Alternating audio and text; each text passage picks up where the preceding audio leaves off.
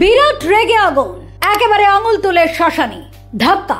ধোনির সামনেই ঘটে গেল বড় ঘটনা। দর্শকগণ এক মুহূর্তের জন্য পুরো চুপ। জানেন ঠিক কি ঘটলো? না দেখলে বিশ্বাস করতে পারবেন না। বিরাট কোহলির সঙ্গে পাঙ্গা। কোহলিকে চমকে চলে যাবে কেউ, আর কোহলি চুপ করে সইবেন? তা আবার হয় নাকি? ধোনি কোহলির ম্যাচ নিয়ে সরগরম ছিল আইপিএল। সেই ম্যাচ জিতে নিয়েছে আরসিবি। তবে চেন্নাইয়ের পেসারের হাবভাব মোটেও সহ্য করলেন না বিরাট কোহলি। ম্যাচের পর কি তবে সত্যি মেজাজ হারালেন বিরাট কোহলি?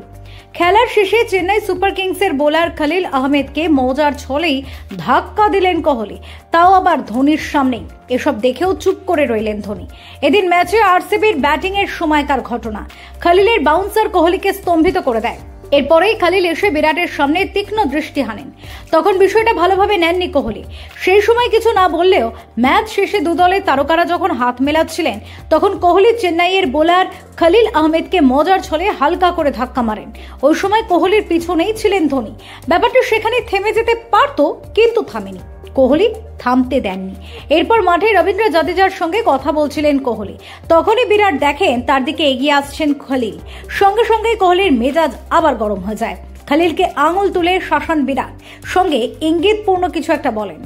এরপরে সিএসকে বোলার খলিল কোহলিকে কিছু একটা বোঝানোর চেষ্টা করেন। বোঝা যায় খলিল সেই বাউন্সার নিয়ে কিছু একটা বোঝাতে চেয়েছিলেন, তবে কোহলি কিছুতেই বুঝতে চাননি। তিনি তর্ক করেন। এরপর অবশ্য কোহলি কিছুটা শান্ত হয়ে সিএসকে বোলারের সঙ্গে হাত মেলান। ফেরো রিপোর্ট, টিভি7 বাংলা।